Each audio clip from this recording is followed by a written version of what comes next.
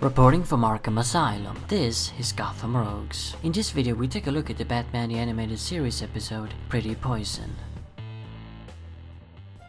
Pretty Poison was written by Paul Dini, Michael Reeves, and Tom Ruger, while the director was Boyd Kirkland. The episode served as the introduction of Poison Ivy on the show. In it, Harvey Dent, the district attorney of Gotham City and Bruce Wayne's best friend, is poisoned while dining at a restaurant. As Batman, Bruce later learns that the culprit is Harvey's very own fiancée, Pamela Isley. Isley, who's secretly a crazy supervillain called Poison Ivy, wanted revenge on Dent for something he'd done years ago. He destroyed a field where a rare kind of roses grew in order to build a new maximum security prison on the site. Isley cares more about plants than humans, and therefore deems Harvey a murderer. It's up to Batman to defeat this mad Poison Ivy and find a cure for his friend. From what I understand, a lot of people consider Ivy's introduction on TAS to be a bit weak and her motivations petty. I wouldn't really agree with that. Concerning her motivations, I think some people kinda miss the point. Yeah, through the eyes of a sane person, they are petty. Harvey destroyed that field and made a rare breed of roses go extinct, sure, but kill him for it? It's not like he leveled every single forest on the planet. Also, Gotham probably needed Stonegate Prison. Where the hell were they housing their criminals before that anyway? But you have to keep in mind that Pamela is out of her mind. I'd say she's even madder than the Mad Hatter. I mean, he was really just a geek in love, while Ivy here treats flowers like her own actual children. I think her insanity is perfectly demonstrated when she loses her cool. She's able to retain a calm and very seductive femme fatale persona for most of the episode. But towards the ending, while explaining her motives to Batman, she has a little rage attack when thinking about those poor dead flowers. Then when Batman's loose in her lair and she tries to hit him with a crossbow but accidentally hits her plants instead, Ivy totally freaks out. She's hurting her own babies after all. So if you look at her as a total nutjob, which she is, then I think her motivations works just fine. This is not the most sympathetic Ivy anyway, although it is possible to view it from her perspective. If we try to see things her way, that plants really are more important than humans, then yeah, Harvey kinda needed punishment. So I don't think Ivy is a weak villain here. I think she works just fine. I find the contrast between a cool, sultry femme fatale and a crazy plant lady to be quite fascinating actually. When you first see her, you don't really think that she's up to anything so insane. You might suspect that she's after money because they really play up her as a seductress, but you would never guess how absurd her scheme really is.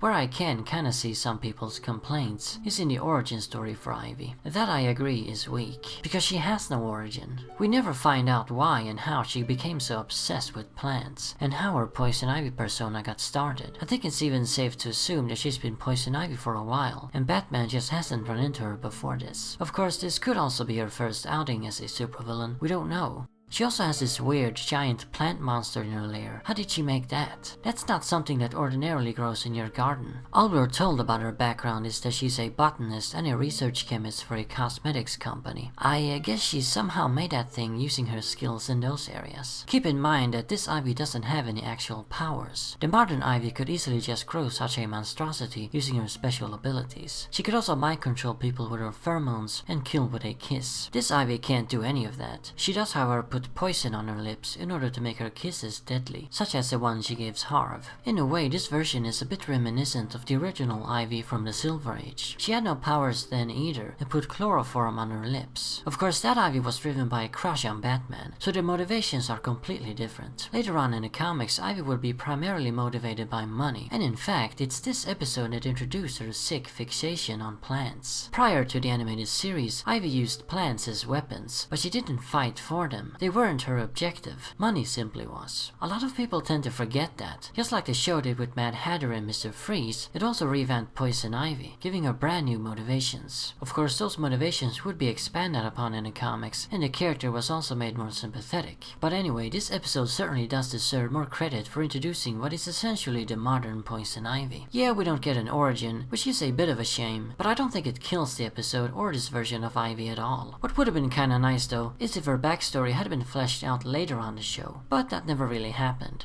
But as an episode on its own, I think Pretty Poison works really well. It's not up there with Heart of Ice or Baby Doll, but still a very solid episode.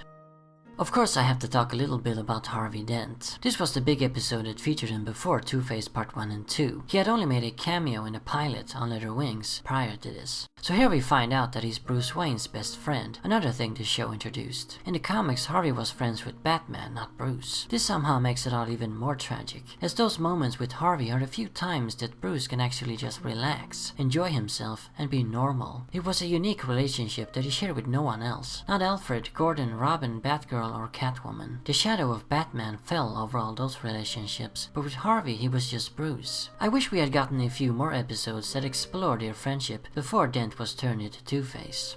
Another thing I really like about this episode is how we get zero foreshadowing that Harvey is going to become a rogue. He never flips his coin, there are no references to the number 2, and not a single scene where half of his face is shrouded in shadows. He's just Harvey Dent, the DA and Bruce's pal. Tying him into Ivy's beginnings was also a nice touch, and I love that the show never forgot about their past together. It's brought up again in both Almost Gotham and Trial to comedic effect. I almost wish Ivy and Two-Face's formal love affair could be carried over into the comics.